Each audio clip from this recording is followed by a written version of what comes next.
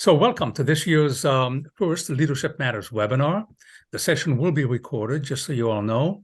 And the purpose of this webinar, and we started this a couple of years ago, is to encourage dialogue about leadership at all levels of our society.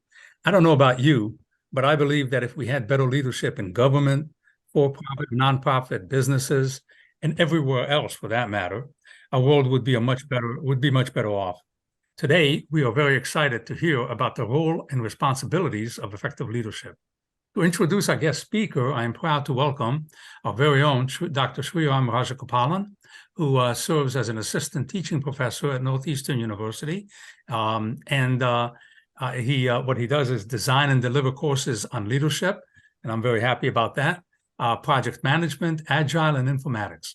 Sriram founded Agile Training Champions with the mantra of making a difference, engaging in coaching, mentoring, speaking, and training. Sriram has published a book titled Organized Common Sense. I think you'd find it very interesting. I have a copy and a lot of great information, and he maintains an active monthly blog and has published reference frameworks on middle management, transformation, and leadership. Sriram, it's all yours. Please introduce our guest speaker. Thank you very much, Les. It's a great pleasure for me to introduce Shawna Curran. We both know for a many number of years, and our life goes for more than 20 plus years at this point. And after 20 plus years of leading global technical teams, while being a relentless champion for diversity, equity, and inclusion, Shawna Curran has left the corporate America to do her good work from outside in. Now the founder and CEO of Sun Energy, Shawna has transformed her lived experience into a career pivot program designed to help women of color break down the social and emotional barriers keeping them out of technology. I would like to give the floor to Shawna to let her speak more about what her aspirations are and hear from her. Without further ado, Shawna, the floor is yours. Thank you very much, Sri, and hello, everyone. It is an absolute pleasure to be here. I will go ahead and share my screen, and we can get started. Definitely.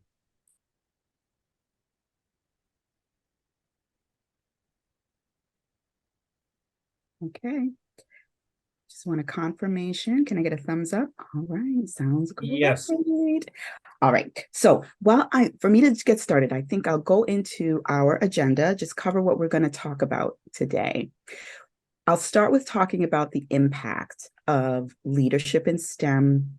We'll go over what makes STEM leaders effective and challenges for STEM leadership. We'll touch on the role in education, the role of education and coaching in cultivating STEM leaders. And I'll give you a tale of two leaders. I'm going to share some personal experiences just to kind of give you some examples of what the impact really is in real time, in real life. And then I'll share some tips for aspiring STEM leaders.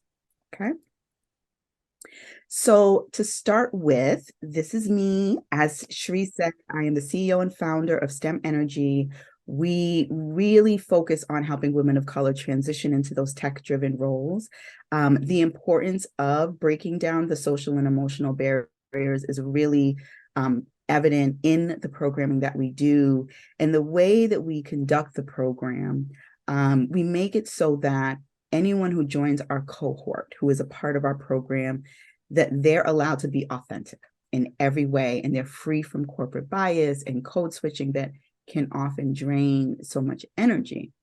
And it's my decades of experience in the tech industry as both a leader and as one being led that played a really huge role in how and why I structured the program the way that I did and made this my passion work, my life's passion. So let's dig into the pieces that make up that experience, right?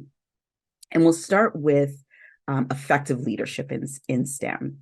And this quote: "If you want to build a ship, you don't drum up the men to gather the wood, divide the work, and give orders. Instead, teach them to yearn for the vast and endless sea." And so I know our topic is STEM, so you're probably wondering why I'm talking about the sea and ships and whatnot, but it's because So much of what comes out of STEM is the result of that yearning for the unknown or searching for that next elevation of our society. And so being an effective leader in STEM is helping people develop that yearning and then use innovation and collaboration and a number of other tools to help them get there collectively. It's really broad reaching what the effect of an impact of effective leadership in STEM can be. And it's vast for several reasons, right? So one is driving innovation, because STEM fields are at the forefront of technological and scientific advancements. So effective leadership, it ensures that teams and organizations remain innovative and they push the boundaries of what's possible. There's also guiding ethical decisions with advancements like in areas like artificial intelligence, biotech, data science. There's always significant ethical considerations to be addressed. And so leaders in STEM play a pretty crucial role in ensuring that those technologies, that they're developed and they're used responsibly.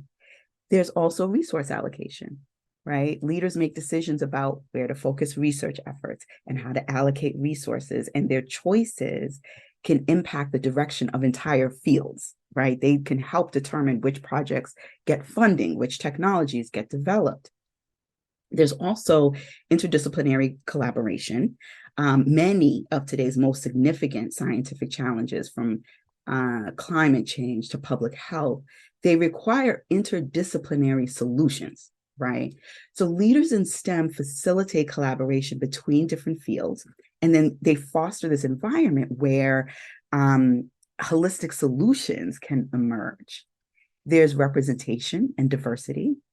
Effective leadership promotes inclusivity, and it ensures that all voices, including those from underrepresented backgrounds or historically marginalized groups, are heard and valued. And a diverse STEM workforce leads to a wider range of ideas and better solutions to complex problems.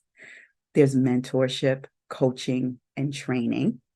Leaders in STEM have a responsibility to train the next generation, to sharing their expertise, to providing their mentorship, and giving that nurturing and guidance that young professionals really need in order to succeed. There's navigating rapid change. The STEM fields are characterized by rapid changes and advancements, right? So leaders help teams adapt to these changes. They make sure that they remain at the cutting edge and that their skills and that their knowledge remain relevant. They're also responsible for setting a vision, because a clear vision, it helps align the efforts of researchers, developers, and professionals all towards a common goal. And so leaders are the ones who articulate this vision. They motivate and they inspire their teams. They also have an impact through public communication, right? Leaders in STEM are often also the spokespeople for their fields. So they have to communicate these complex topics to the public. They have to communicate them to policymakers and other stakeholders, and their ability to convey the importance and implications of their STEM research or their product that they're putting out there. It can really influence public opinion, it can influence policy decisions, and it can influence funding.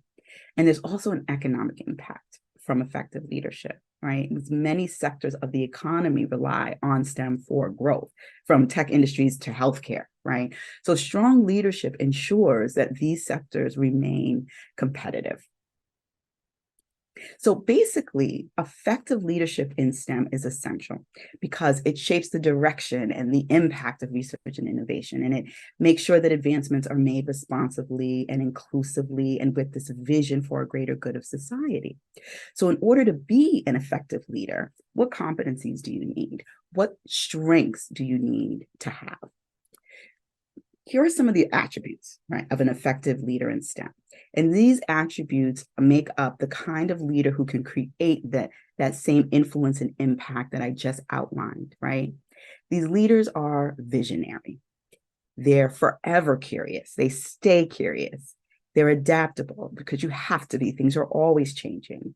Collaborative, that's how they can get different teams in an organization to work together, different disciplines to come together to do research, to come up with certain solutions. They're ethical, meaning they make decisions that are based on principle, that are based on a broad impact. And they're also mentors and coaches, right? But none of this is a given, though. It's regardless of someone's level of strength in these attributes, there are also challenges to be aware of as well. And challenges in STEM leadership can encompass, a pretty broad range of things. That same strength of being able to navigate change can also be a challenge. It's hard to keep up with and navigate the sometimes unpredictable evolution of technology and scientific discovery. Sometimes it's a challenge when you're trying to do interdisciplinary work. You're leading teams that have just this breadth of disciplines, knowledge, but there's also a diverse set of expertise and experience and perspectives. And so that can be a challenge as well. In this space, we know that there are challenges with representation. And so addressing these persistent gender and diversity disparities can also be a challenge. STEM leaders also grapple with ethical dilemmas that come from the cutting edge innovations like artificial intelligence or genetic engineering. And then they also have to balance this drive for short-term results with a long-term vision and sustainability. And at the same time, manage to effectively communicate all those topics to these broad audiences, right? And all of this adds to this intricate landscape of both being an effective STEM leader and the challenges that a leader in STEM is going to face. And it may seem like a lot, right? But you don't have to be superhuman to be a leader in STEM. There is rarely a person born with all of these attributes fully formed, right? I didn't wake up just able to solve problems faster than a speeding bullet, but leaders can be developed. And existing leaders can always continue to build and grow as well. So we'll look into what that means. What does that take? How do we build up new leaders in STEM, right? I want to note that I believe the role of coaching and education is especially crucial in developing effective leaders, especially in these rapidly evolving STEM fields. Okay, it provides some good knowledge. Like when you're having someone coming up, if they're going into these STEM spaces, there is a lot of technical knowledge. There is a lot of academic history and research that has to be learned and understood. But the mentoring and the coaching and including that as part of what that education is, it builds on the foundational knowledge. It also provides these additional skills and attributes that are needed in order to be the leader we talked about, right? I'm going to dig into this a little bit more to explain my point better here. So a holistic education, right? This kind of all-encompassing approach that balances the technical instruction, the hard skills, with leadership training, hands-on experience, coaching, and mentorship. That's what's pivotal in shaping the next generation of impactful STEM leaders, right? So as I mentioned, traditional STEM curriculum, it really often focuses on the technical competencies. And so by integrating this leadership training, students not only gain that expertise in their field, but they also develop communication skills, teamwork, decision-making. And then what happens is it prepares them to lead interdisciplinary teams. It prepares them to make strategic decisions within those teams and communicate complex ideas effectively. Then when you're doing this teaching and you're pulling in the leadership aspect of it, what you want to do is add in the experiential learning, because this allows students to take whatever they're learning in theory and then apply it to real world scenarios. And this just further fosters the problem solving and critical thinking skills. And so I love to use hands-on projects. I love it. I love it so much, because using hands-on projects, you give students the genuine challenges and to learn just the value of collaboration and adaptability and innovation that comes when you're doing something for real, when you have a stakeholder who is truly depending on the outcome of that work, when the work in that project is going to help or hinder a business move forward, for example, right? And further, what people don't often understand is actually that product development and project management are really required for STEM-related fields. And not even in the traditional way of project management, but more in newer ways of just working in an adaptive and lean environment. Being able to have that mindset to understand all of the intricacies and details that go into getting a project from start all the way to finish, delivering something for a customer, ensuring that the product that you are putting out there is going to be used and useful. All of those things combined can better prepare them for leadership roles, because now they've grappled with real world STEM challenges during their education. And here's also where the importance of coaching and mentorship and even role models come in. The coaching and mentorship that offers the guidance, the knowledge transfer, and then the support, and it helps it helps them kind of navigate their careers, right? And just grow in their fields. But having role models and representation, these are individuals who've successfully taken on leadership roles in STEM, individuals that these aspiring leaders can relate to in some way, that can inspire and show them that leadership is achievable. And these relationships can be invaluable, and they can provide really good insights into the nuances of leadership, from managing teams to dealing with a complicated stakeholder, to making ethical decisions. And it goes a very long way towards addressing and breaking down traditional barriers in STEM. So we know historically certain groups such as women, other historically marginalized groups have been underrepresented in STEM fields. And so addressing these disparities means creating inclusive educational environments where everyone has the opportunity and access. And by breaking down these barriers, education systems can cultivate a diverse pool of future leaders.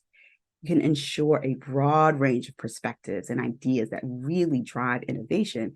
And that diversity in leadership also paves the way for more inclusive decision-making and representation in the advancement of STEM fields. So what I'm saying here is that cultivating STEM leaders goes beyond just imparting the technical knowledge, the hard skills. It involves creating environments where students develop a multitude of skills. They receive guidance from established professionals, and they're encouraged irrespective of their background or identity. To further demonstrate this, I'm going to share with you 2 leadership scenarios. And these are personal experiences that I have had in my career to demonstrate the impact and what effective and ineffective leadership in these spaces can look like. All right. So I'll start with scenario number 1. In this situation, I was working at a company that had a lot of employees, and I was working on a process change that would impact thousands of employees in this organization. But it was a process change that was necessary. The organization was stuck. It was getting in its own way. It was not as efficient as it could be. And I did all the work. I did the collaboration work. I pulled in multiple people from different teams, different groups. I interviewed, I bounced some things off of folks. I coordinated. I talked with people who were a part of developing the process in the first place. What changes did they make? Why did they make those changes? How did we end up here? I did all of this work. And I went to a place where I was ready to present it to a couple of senior leaders. What I discovered when I went to deliver this in that meeting was that they were not happy. And it wasn't that they were not happy with my solution. They made it very clear that there were steps I missed in the process that involved running certain things by them. And it was a little difficult to parse, and I didn't quite understand it. I don't think it made a lot of sense in the moment because the steps that they were saying I should have done, I did do. When I got to the end of the meeting, what I came to understand was I think they just didn't like that I didn't ask them first. That's just what it felt like, right? And I kind of took that in and prepared myself for the next meeting that I was going to have with them. They sent me away. They said, take all our feedback, work on this presentation that you did, and bring it back to us. I went away. And when I looked through the feedback later, I realized that they never gave me any feedback on the actual work that I did. It was clear they were upset because of how I did it or the approach that I took. They were not pleased about that, but there wasn't any change for the process itself. And so I went back to that second meeting with them, and I will tell you all, I did not change that presentation. It was the same exact presentation. Not a period out of place, I swear, nothing. And by the time at the end of it, I got all of this praise. Great job. This is incredible. How thoughtful. You really did your work here. You talked to this person, you talked to that person, and you got all these people involved. And I tell you, that experience, when I was done, what do you think that did to my mindset, to my approach, to my willingness to be innovative? As I'm thinking you can guess, I spent a lot of time being far more concerned about stepping on the toes than about doing good work. I was absolutely stifled. Needless to say, I did not survive and thrive there. I did eventually move on, right? But that was scenario number one. Here's scenario number two. In this scenario, this was my first job in the technology space, brand new. The woman who hired me insisted that she felt I could do a great job in this particular role, which I actually didn't fully believe her because I did not have any experience in this role. She insisted though, right? And of course me, I'm young, right? Fresh out of, I'm like, let's go. Well, we can do this. What she did is she put me in touch with a trainer who also was my coach and my mentor. This gentleman guided me. He walked me through things. He really helped me learn on the job. I had another manager who made sure that I always had opportunities to take any professional development classes I wanted. Some that she suggested for the purpose of the role, but also just making me aware that there are others in case there were other things and spaces that I wanted to get involved in. There was another manager, a third one on a team, who just made sure I was in a position to facilitate some trainings for newer employees as they came in, because this particular manager felt that was the best way for me to really solidify my skills. If I can teach others, then I'm really getting it, right? And what ultimately happened is, even as I developed my skills and got better and better at the job, I still had these moments, these crises of confidence.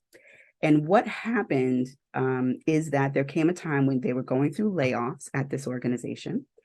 And I knew I was newer there. I knew I didn't have as much experience as other people. My education background was in business. It was not in computer science. I thought for sure, that would hold something against me.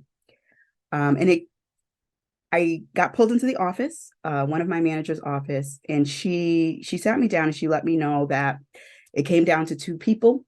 I thought to myself, all right, here it is. It's time. It was great while it lasted. But she let me know that I was going to stay. That there was another gentleman that unfortunately they're choosing to let go.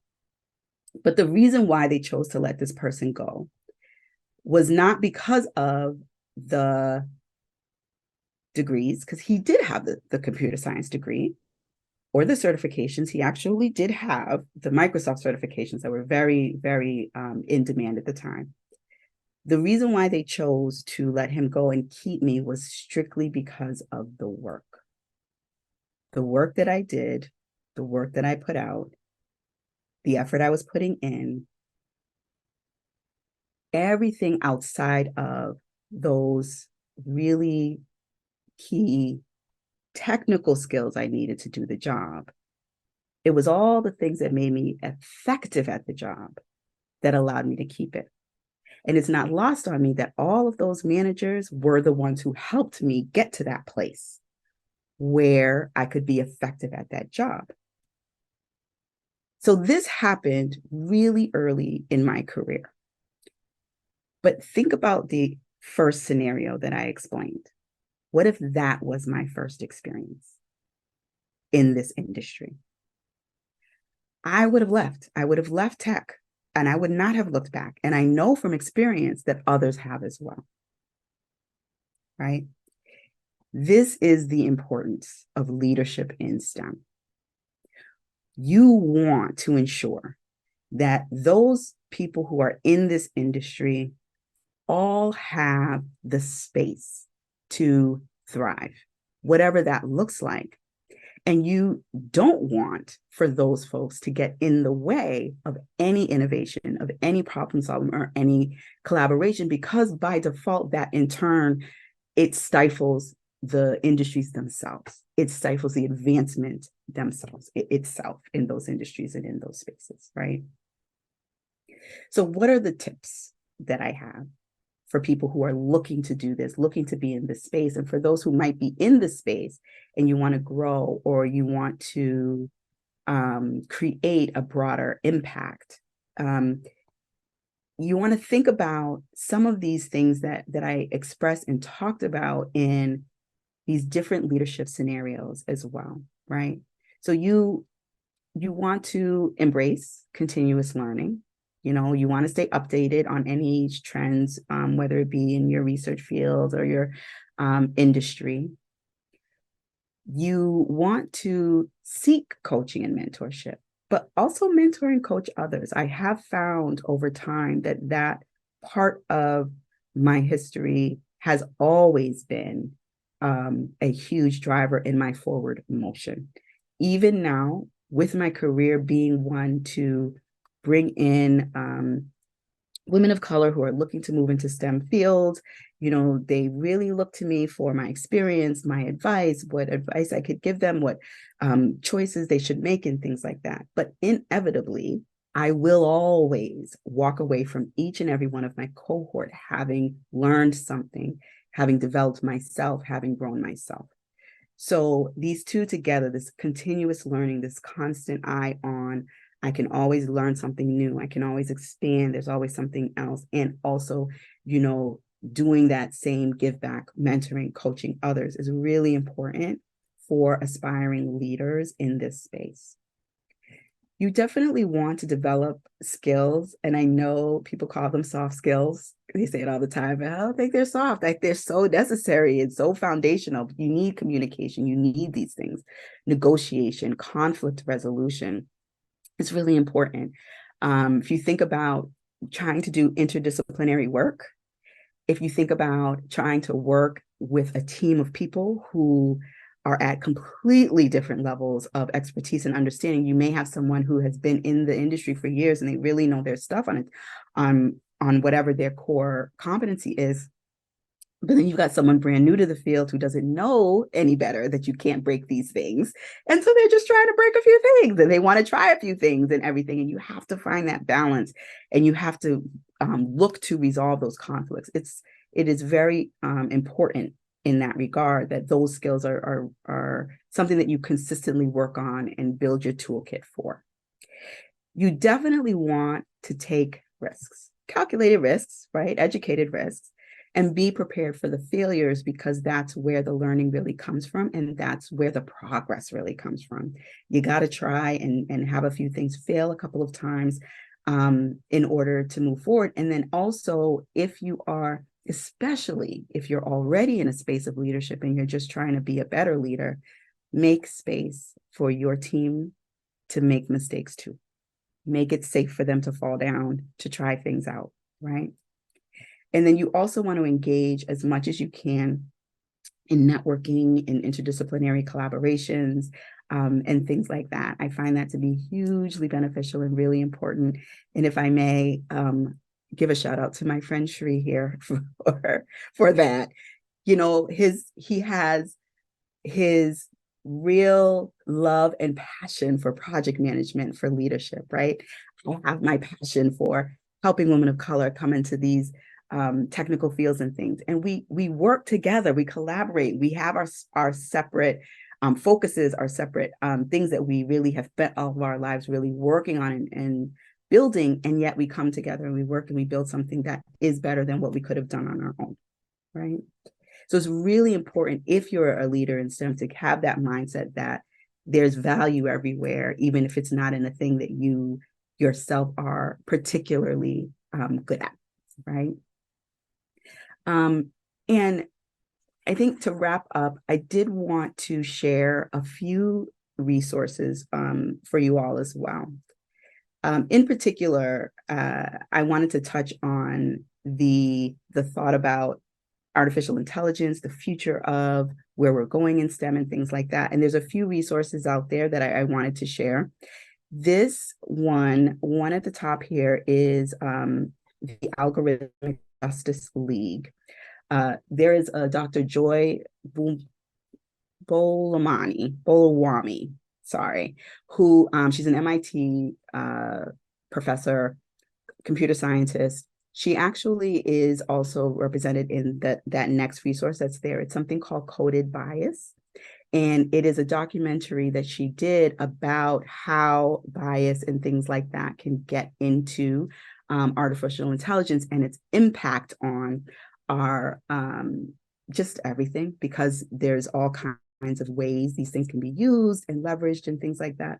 So those are a couple of resources that I just wanted to point out as we talk about things like being a good leader. How do you prepare for being a leader in STEM? How do you maintain and navigate certain things that are coming up and that are new? I'm a fan of this woman, and so I really did want to share that. There was another book called Black, Brown, Bruised: How Racialized STEM Education Stifles Innovation. And this is about the education space and how we can address biases there and creating spaces and making way for that inclusive learning and education and safety that I had talked about as well. All right. Just a couple of other links, some Harvard Business Review articles there for you as well, and that I'll share with Shri and the rest of the team when this is all said and done. But that's the end of my presentation, and I will now open it up for questions. That was fantastic, Shawna. Thank you so much. That really was wonderful. We, so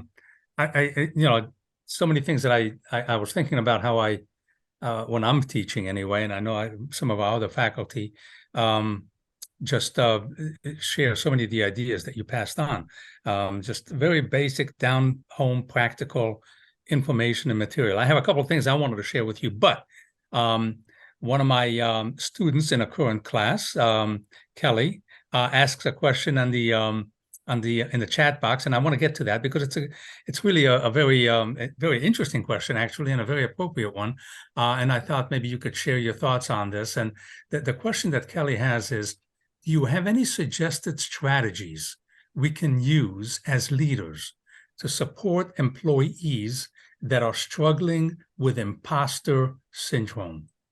And I would think in the technical field, especially, I'm just thinking about that. That's probably, it's one thing if you're in an open section that, everybody kind of share. But if you're in a technical field, and you're up against people who seem to be always, that's an interesting, and academia is the same thing. We have the same issue. So how do you feel about that? Imposter syndrome. How do you deal with that? What suggestions do you have? Yes, absolutely. And I have dealt with it myself, and I have team members where I've had to deal with it. And so in my example, I think there were some examples in there in my story that I told about that second leadership scenario. It was small things, but all of those things were what helped me to eventually get to a place where I was okay. I was dealing with a lot of imposter syndrome in that space. I did not have the degrees. I did not have the experience. So having someone who could kind of be there for me and be my coach and mentor was one of those things. Someone who looked to be truly vested in me doing well, right? There was the opportunities for professional development. There was the opportunities to do some teaching. All of those things helped. They also did not have to tell me why I was still working when everyone else was laid off. They did not have to do that. I believe my manager knew that I was struggling, and she knew I needed that. For me, when I have had teams like this, it's interesting because a lot of the teams that I have had were initially teams that no one really wanted to work with, or they felt were difficult teams. These were often global teams, or teams that were not based in the US. And each time I would come to this place and come into these new roles with these new teams, I would do the work on the side of the company to help them to work through whatever biases were in place that was keeping them from actually enjoying the full potential of these teams. But then I would have to do a lot of work with the teams themselves, because after having been in an environment for a long time where everything was very task-oriented, they were not always included in meetings, discussions, decision makings. There were some comments made about, language or accents. Things like that can really impact a person in a difficult way. And if you are already in a space where you're a little unsure, that does not help with the scenario. So in order to deal with that and to help people get through that feeling of, I don't know if I deserve to be here, I don't know if I belong here, kind of thing. Initially, it starts with a lot of encouragement and opening of doors and transparency. You are trusted. Come into this meeting. I value your input. What are your thoughts on this problem? Things like that. Then it comes with having those people involved in whatever is needed to make improvements or adjustments, right? If you seek out their input and their involvement in ways that are going to improve the product, that are going to improve the process, the efficiency of the company, you take it seriously, you implement some of their stuff, and then they are rewarded for it, a shout out, little something or whatever. It begins to build those bits of confidence. And I feel like if you look at these situations and think to yourself that every interaction, engagement, and piece of work, business I do with this person is an opportunity to chip away at the imposter syndrome and build up the confidence, you're going to eventually get to a place where they truly are just off and running. And at that point, you're just clearing stuff out the way to help them do their best work. It's a process. It takes time. There's work that needs to be done, both with them as individuals, but it also takes a little bravery, because there's sometimes work you have to do around you and around them to make sure that, they may be getting all the good stuff from you, but they're not getting kind of slapped down all around them still, right? There's still some changes and things you might have to do, some advocacy you might have to do for them that they may not even be aware of. But it's definitely a combination of both that does the trick. The other thing on top of that is taking a genuine interest in what they're interested in and then making room for it in their day-to-day. which I know can sometimes be a little wonky. But for example, if I'm working with someone who's on my team doing a certain bit of work, but I also know that in their spare time and what they love to do is play around with videos and edit and things like that, I'll connect them up with the marketing team, and I'll have them help work out, something that maybe this group and the marketing team is working on together, and they can work together, right? Maybe it's a product that they're working on, maybe it's something that they're coding, but they're also going to be helping the marketing team talk about it, get it out there, be fun with it. And it creates this connection, this like investment that they have into the work that wouldn't normally be there. So it's all of those things together that really helps kind of deal with, the whole imposter syndrome thing. Oh, fantastic. Thank you, Thank you so Shawna. much. That was sorry, Les. I was just Yeah, no, go ahead. I just wanted to thank her. Yeah. Apologies, didn't mean to cut you off. That was so phenomenal and so holistic. And clearly you're an amazing manager because those are some of those are like such easy lifts to give people affirmation, daily. Just even the smallest things, right? And I really think it hits home for me that it's a consistent and sustained effort over time, right? So and that's what really makes someone feel like you're vested in them. So thank you so much. That was awesome. Yes. Yeah, and that was a good issue, because today there's a lot of discussion about the imposter syndrome, and a lot of people are feeling like, do I really contribute? Am I really there? What? And so as leaders, we need to recognize that as the bottom line. We need to empower people, enable them, as Sriram is saying. And Sriram had a question that I was basically leading to. I just wanted to share, because I think this is a great discussion on the issue of the second example you gave, Shawna. It resonated with me very clearly, because I talk to my students very often about this, and all my experiences over all the years, whether it was in the military or in a public school setting or as a consultant. I mean, I just saw this regularly, and I go back to a book that I recommend to anybody it's called Good to Great by Jim Collins. Jim Collins wrote a book called Good to Great, which talks about 5 levels of leadership, the highest being the level 5 leader. But the bottom line in this is that one of the things he uses, a common term he uses, is make sure you put the right people on the bus. That's hiring the right people. Put the right people on the bus. And I often talk to my students about this in so many of the classes that I teach, because when it relates to what you said, I bet you that there were probably a few more things involved, which you would not want to get into in your presentation, about why you were selected and not that gentleman. But I would suspect that a lot of it had to do with when they saw your work ethic, when they saw your desire, your level of initiative, your ability to your loyalty to the organization. Those are things that companies value. And so if I have 2 people to promote, and one of them is like you, as you said, and the other person, let's assume they're very good, but their real strength is in the technical side. All right. I have to make a decision, because if I'm looking for leaders in my organization, I bet you I could teach you the technical skills that you'll need to know, but it's going to be much more difficult to teach the technician the soft skills that they need to have. And that's something that we always have to weigh as leaders. How do we do that? So that leads me to the question that Sriram also laid out. And so we were thinking along the same lines. And I don't like to admit that, but I will this time. But the point is that what would you suggest in the industries that you've been involved with, STEM and otherwise, what do you see as the leadership style that works best, that is most effective? We teach things like transformational, which is motivating people, getting them excited about their work, getting them on part of that. We talk about authentic leadership, being who you are, and other leadership styles, transactional and others. What works best in your field? Do you think someone who wants to come into your field, what's the leadership skill they should have in order to be successful?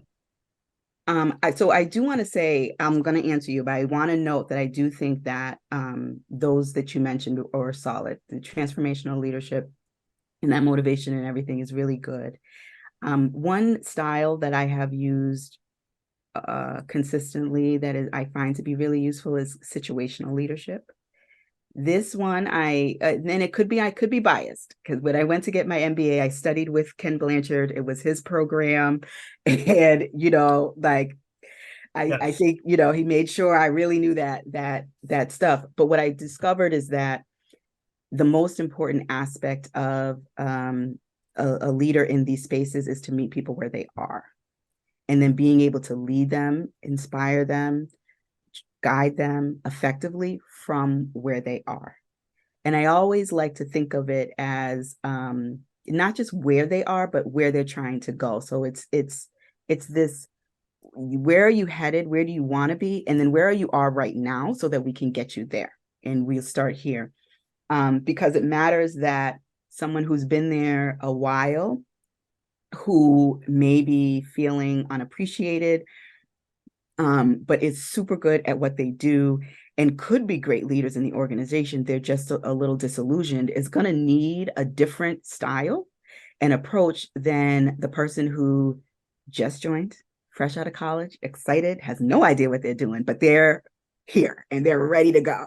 You're going to have just completely different ways that you're going to be talking with them, engaging with them, the kind of work that you're going to be giving with them, how the level of collaboration. Will it be more directive? Will it be more collaborative? Will it be more call me if you need me kind of a thing? And if you do it that way, but not in isolation, not just this is where you are, so this is how I'm going to lead you right now, but with the eye on this is where they want to go, you're always going to help that person develop in a way that eventually you can let them go, and they really will be on their own, doing whatever they need to do. Oh, makes sense. That's great. Thank you. And Nancy might want to ask maybe the next question. I'll ask one and have her get ready. I don't know if she would like to get involved.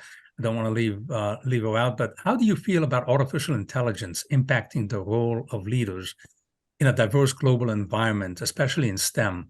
We hear about AI so much nowadays. Good and bad, good and bad. And how do you see the relationship with leadership when it comes to impacting the role of leaders with AI? Yeah. So, I did touch on some of this in the presentation itself about You did. how the effect of, if you're a good leader, what it is that you're actually impacting, right? And so I think that where AI can impact leadership is really in what you choose to do with it and how you choose to do it. And so, as an example, there was a company I was working with. It was a startup company, and they had been using people to do a lot of some like data research kind of work, and they wanted to switch it over to AI. And they were very much driven by an upcoming funding round and rapid growth, and they really wanted to make this push. And this was one of the times where, as a leader in that organization and in talking to other leaders in that organization, I had to insert a little bit of coolant, and to say, before we rush into this, before we just snatch it up and get going, let's sit down and just discuss and touch on and make sure we're all clear about what we're doing, what the impact is, and how the potential of bias could show up. We actually, and this is why I shared this as one of the resources, is I sat some of our leaders down, and we did a group watching of that documentary, Coded Bias. And I made sure we included our data engineers who are going, and our lead data scientist, who is going to be leading into this work, just to make sure we started that conversation. And it was hugely, hugely helpful. So it's really about an understanding of what the new changes are that come with this artificial intelligence, and what you choose to do with it. The other thing that I do consulting work, and right now I am acting as a fractional COO for a diversity, equity, and inclusion consulting firm. They also had, what do we do with this AI thing, right? They do a lot of assessments. They reach out, they ask a lot of questions, things like that. We had to do the same thing. Let's sit down, we have to talk about it. We had one consultant who was like, use it for everything. We had another consultant who was like, I think the robots are taking over. I don't want to touch this or look at this or anything. And you have to make the choice to acknowledge the technology is there, be able and willing to adapt to it and leverage it as you do, but just be aware of what it is and how you're going to choose to use it, right? So we ultimately ended up with a policy on our data usage, policy on how we choose to use AI, and a understanding and the way we communicate it to our clients is that this is something that is used to enhance, not replace, the knowledge that we already have, improve efficiency, things like that. And to always be aware of bias and where it can come into it is the most important thing as well. Fantastic. Thank you. I think we have time for maybe one more question. So we're going to ask Nancy to put it out on the table. Thanks for making some space for me to Absolutely. ask on a question. First, I wanted to say I was so impressed with your presentation. Thank you. Throughout. It was so well done. And you started with a quote, which is never my favorite way to and I don't recommend it personally, but you were right on target there with your quote. And I love this starting in that place of the ocean, the vastness and the opportunity and the potential. So that was really a great choice. And your scenarios were so interesting and well done. And one of the questions I had for you, and you're so accomplished, but one of the questions I had for you is your slide about your challenges was very interesting. And you had a list of 6 or 7. And I was wondering, which one keeps you awake at night? I'm sure it is not a surprise that it is the persistent gap in gender and other underrepresentation in this space. Mm-hmm. And the reason why is if I can take a step back, I talked to you all about those groups, right? Those groups that I would work with who were global teams that people didn't want to work with and things like that. And I also talked about what it takes to get people to shake off that imposter syndrome and to really, be okay and start thriving. What has happened for me is that I have seen time and again what happens once you reach that space. When you get to a place where you've got the organization really dealing with their bias and opening up more, there's more inclusivity, there's more transparency, and you have people in that organization who feel safe, psychologically safe, to try things, to drop the ball a little bit, to pick it back up, to run with things, to have ideas. Each and every time I have seen innovation shoot through the roof. And it just really bugs me that we don't have enough of that level of diverse thought and voices into these things. And so there's that, like I've seen it hard proof of what happens when that's together and all the ways we could do stuff. And then I also see on the other side of it, ways the harm comes in underrepresented communities. So things like a man who got pulled over, he got arrested for facial recognition. It was not him. He was nowhere near that place. This man was a regular person whose daughters and wife witnessed him being pulled away in these handcuffs. And that's not something they can unsee.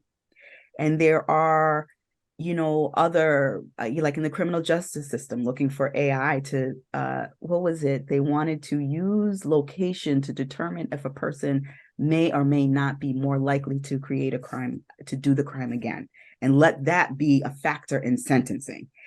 And it is things like that that really,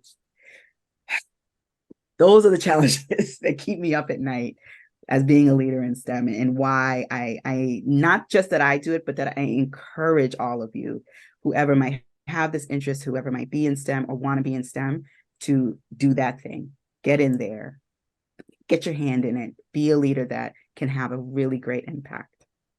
Well, Thank that says a lot, Shawna, about does. a leader's role in creating a safe place. Absolutely. To the extent that you can control that in Absolutely. today's, I mean, there's so much craziness going on right now. Yeah. But a safe space, and my own research around innovation showed me that too. When people felt safe and they weren't in the hierarchy, this is within higher education, and they were outside the governance process, that's where they got innovative. That's where they were able to share ideas, but not in the normal hierarchy of the structure. Right. Absolutely. Thank you. And Thanks for sharing what keeps you awake at night. Yes, me. That's a personal question. I'm going to turn it over to Shriram here, and but before I do, I'm going to say thank you, Shawna. This was just a wonderful session and an opportunity to just really talk about leadership and especially how it impacts on your industry. But thank you so much for being with us. It was a pleasure and just a lot of fun. How's that? That was to fantastic. be able to talk about this. Shriram, I'll let you end it for us. Great. Thanks, Les. First of all, Shawna, thank you very much for brilliant presentation, a wonderful summary of your thoughts and experience, and also answering our faculties and our students' questions over here. One of the things that came to my mind as I was listening to you was there's a very good book by Marshall Goldsmith. It's called "What Got You Here Will Not Get You There." It's basically telling like technology is here to stay. Technology will continue to stay. So when I came into the programming field, it was 85 as a assembly programming language, and continuously things continuously move forward, right? So the world belongs to people that are unlearning to relearn continuously, and that's the message that you were trying to very nicely say. Leaders have to create the space, fail forward, and many of those thought processes very well said in your own choice of words, and I really appreciate that. So one final thought, if you could provide those links and stuff like that. I also have a leadership matters website. So we can put those things as resources over there for our faculty and students and other learners as well. And I also have my own monthly blog that Les was mentioning about, where I talk about some of this digital bioethics, AI influences and stuff like that. So agilesriram.blogspot.com. So please check that out as well. I'll also list that as a resource. So with that, I know it's time. So again, I would like to thank you on behalf of CPS, MSL, Leadership Matters program, and all faculty and students represented over here. Thank you very much. Appreciate it very much. Thank you so much for having me. It was fantastic. I enjoyed it. Thank you again, Shawna. And thank you, everybody. Barbara, appreciate you coming as a faculty rep and in addition to the others. And thank you, everybody. Have a great time and hope to see you at our next webinar. Thanks, everyone. Have a great week. Bye-bye.